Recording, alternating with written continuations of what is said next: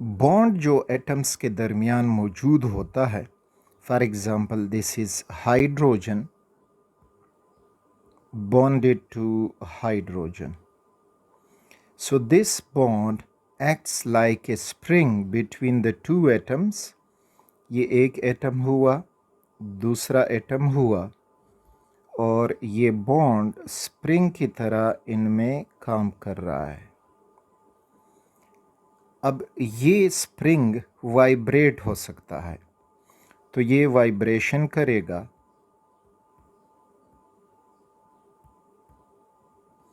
और ये वाइब्रेशन दो किस्म की हो सकती हैं। एक वाइब्रेशन स्ट्रेचिंग वाइब्रेशन कहलाती हैं,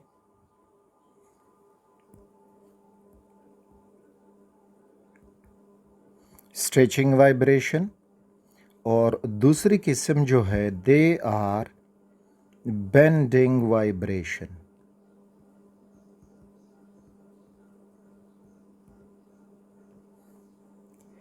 स्ट्रेचिंग वाइब्रेशन में अब क्या होता है, तो रिमेंबर इसमें बॉन्ड लेंथ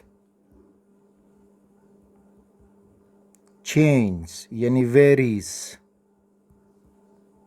बॉन्ड लेंथ इसमें वेरी करेगा जबकि बॉन्ड एंगल सेम रहेगा।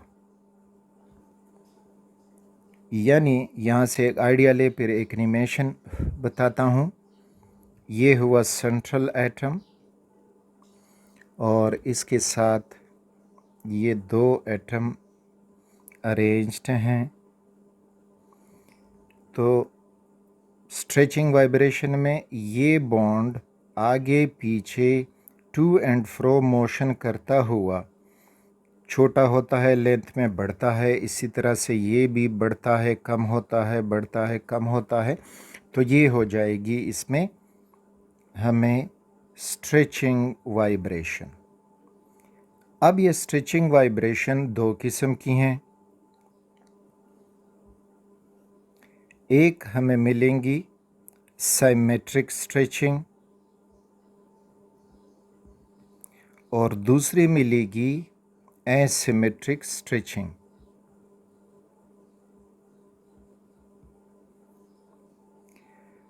सिमेट्रिक स्ट्रेचिंग में ये सेंट्रल एटम है और ये हुए बॉन्डेड एटम्स।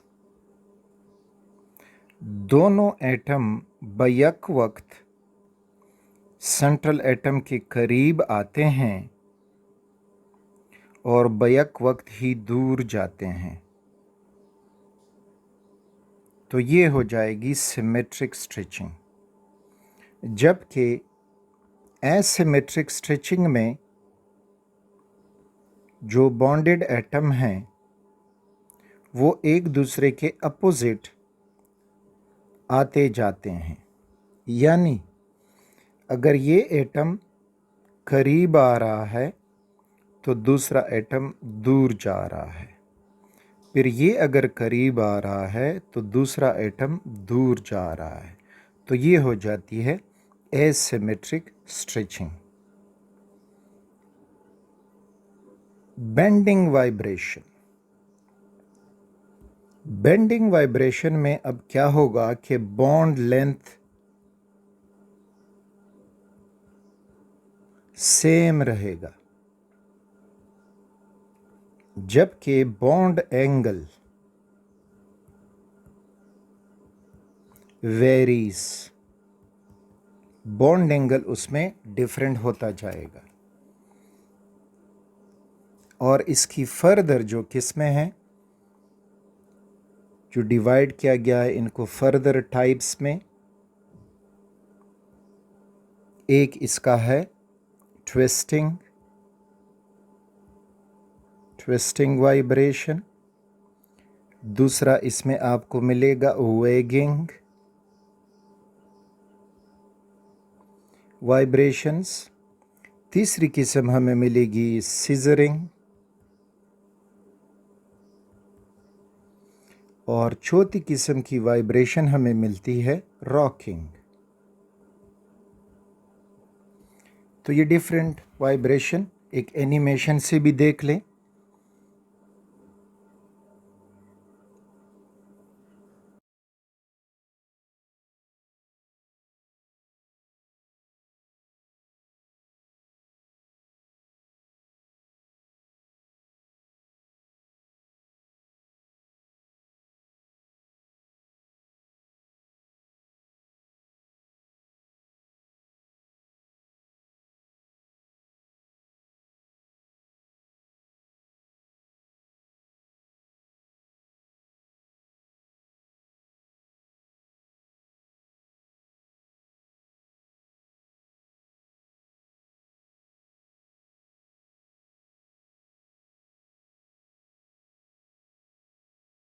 यहाँ पे ये आप मुख्तलिफ वाइब्रेशन देख सकते हैं। ये जो है अब स्ट्रेचिंग वाइब्रेशन है और सिमेट्रिक स्ट्रेचिंग है। दोनों एटम एक ही तरफ जो हैं वो टू एंड फ्रो मोशन कर रहे हैं इस फॉर्म में। तो ये हुई सिमेट्रिक स्ट्रेचिंग और ये एंटी सिमेट्रिक, एक अगर सेंटर की तरफ आ रहा है दूसरा बाहर जा रहा है, तो ये हुआ anti symmetric stretching. Bending vibration में अगर आप देखें तो ये सीजरिंग है, वेगिंग है, ट्विस्टिंग है। तो इस तरह से इन bond vibration versus infrared radiation. तो रिमेंबर कि जो भी बॉन्ड वाइब्रेशन होगी depends upon type of bond, type of bond या कह सकते हो बॉन्ड स्ट्रेंथ।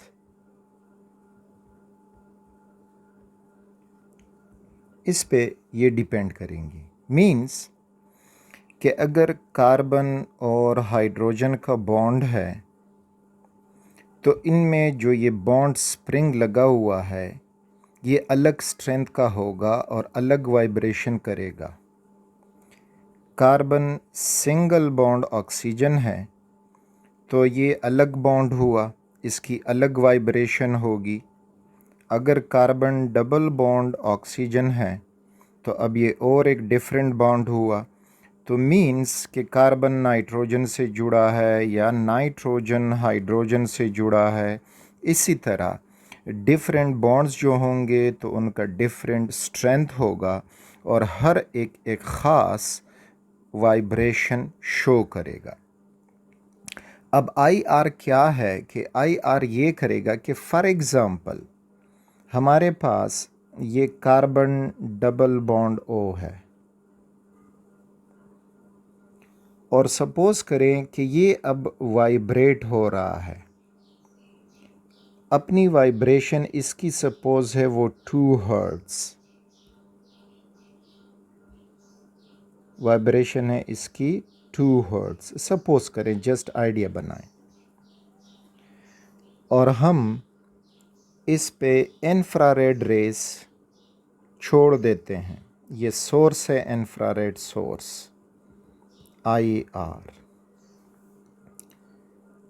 अब इनमें से इंफ्रारेड रेस कई फ्रीक्वेंसी के निकलेंगी और इससे गुजरेंगी इस फॉर्म में।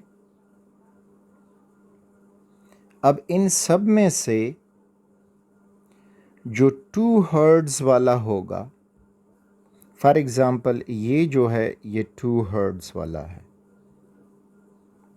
2 हर्ट्ज़ वाला जो ये फोटॉन होगा ये इधर एब्ज़ॉर्ब हो जाएगा और बाकी जो हैं वो यहाँ से ट्रांसमिट हो जाएंगे। तो हमें पता चल जाएगा कि चूँकि carbon double bond O 2 hertz frequency absorb करता है तो इस वजह से यहाँ पे कार्बन डबल बॉन्ड ओ मौजूद है। तो इसी तरह कार्बन हाइड्रोजन अपनी एक ख़ास फ्रीक्वेंसी पे वाइब्रेट करेगा, उसको एब्ज़ॉर्ब करेगा। कार्बन सिंगल बॉन्ड ऑक्सीजन अपनी फ्रीक्वेंसी एब्ज़ॉर्ब करेगा, कार्बन डबल बॉन्ड ऑक्सीजन अपनी फ्रीक्वेंसी एब्ज़ॉर्ब करेगा। तो हमें टाइप ऑफ बॉन्ड के बारे में पता चलेगा कि अब इस कंपाउंड में कौन सा बॉन्ड मौजूद है। तो इस केस में अब जो ये पहला वेव है ये ट्रांसमिट हो जाएगा, निकल जाएगा, ये हुआ ट्रांसमिटेड। ये दूसरा जो था 2 हर्ट्ज़ वाला और इसकी फ्रीक्वेंसी भी 2 हर्ट्ज़ है, so it will be absorbed. ये बाकी जो हैं ये भी ट्रांसमिट हो जाएंगे क्योंकि उनकी फ्रीक्वेंसी डिफरेंट। सपोज़ ये 1 हर्ट्ज़ वाला था तो ये एब्ज़ॉर्ब नहीं हुआ, ये 3 हर्ट्ज़ वाला था, ये 4 हर्ट्ज़ वाला था। तो इस तरह से एक फ़िक्स्ड फ्रीक्वेंसी जो है वो एब्ज़ॉर्ब करेगा, बाकी जो है वो ट्रांसमिट करेगा। अच्छा, तो ये मैंने आसानी के लिए हर्ट्ज़ में दिया, जबकि IR जो है उसको स्टडी किया जाता है, studied in wavelength unit, wave number unit में इसको स्टडी किया जाता है, यानी ज़्यादातर आपको पर सेंटीमीटर में मिलेगा। और वेव नंबर जो है, याद रखें कि energy is directly proportional to wave number. Wave number ज़्यादा तो एनर्जी भी उसका ज़्यादा होगा उस फोटॉन का। तो इस पर सेंटीमीटर को देखते हुए इन मुख्तलिफ बॉन्ड्स कौन कौन से वेव नंबर पे वाइब्रेट करेंगे या कौन से रेडिएशन एब्ज़ॉर्ब करेंगे। तो कुछ कॉमन फंक्शनल ग्रुप के लिए जो टेबल वो हम देख सकते हैं यहाँ पे, और कौन जो है किस वेव नंबर पे हमें उसका लोकेशन मिलेगा। तो अगर अल्केन है तो ये उसका लोकेशन वेव नंबर है कि वो इस जगह पे हमें एब्ज़ॉर्ब फ्रीक्वेंसी देगा या वेव नंबर देगा। आइडिया लेंगे, अल्कोहल का आइडिया हम यहाँ से लेंगे, अल्कीन है, और इसको वीडियो को पास करें और सारे वैल्यूज़ आप यहाँ पे देख सकते हैं कि हमें ये जो है फंक्शनल ग्रुप एक कंपाउंड पे किस रीजन में एब्ज़ॉर्प्शन देगा।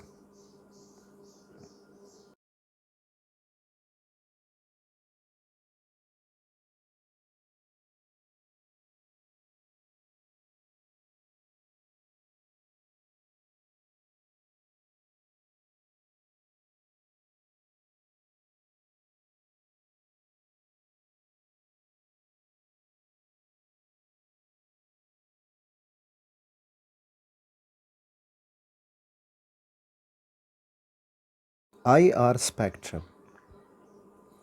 इंफ्रारेड स्पेक्ट्रम, ये आपको दिखाई दे रहा है कि जो डिवाइस है या स्पेक्ट्रोफोटोमीटर है, यहाँ पे इसमें सैंपल रखा जाता है, इसको ऑन किया जाता है, इंफ्रारेड रेज सोर्स इसमें मौजूद है और वो सोर्स इस सैंपल से इंफ्रारेड रेज पास करेगा और कहाँ पे एब्ज़ॉर्प्शन होगी, कहाँ पे ट्रांसमिटेंस होगी, तो वो हमें यहाँ इस डिस्प्ले पे दिखाई देगा।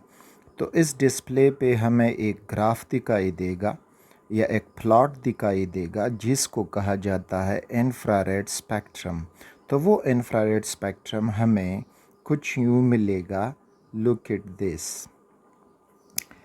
यहाँ पे अगर आप देखोगे तो हमें एक्स एक्सिस पे मिल रहा है वेव नंबर, और ये 500 पर सेंटीमीटर से 4000 पर सेंटीमीटर तक रेंज है, और वाई एक्सिस पे हमें मिल रहा है परसेंट एब्जॉर्बेंस। और ये जो इसमें दिखाई दे रहे हैं, these are known as dips या बैंड्स। इनको डिप्स या बैंड्स या बैंड कहा जाता है, बैंड्स। ये सारे इस तरह से ये नीचे जो फॉल कर रहे हैं, दीज आर ऑल। इस स्पेक्ट्रम से रिलेटेड जो चीज़ें आपने फर्दर याद रखनी होंगी, जिनमें आपसे पूछा जा सकता है, तो वो ये याद रखें कि फ्रॉम 500 to 1500 ये रीजन जो है, दिस वन, ये कहलाती है फिंगरप्रिंट रीजन, फिंगरप्रिंट रीजन। और 1500 से 4000 तक जो जितना ये एरिया है, ये रीजन कहलाता है फंक्शनल ग्रुप रीजन।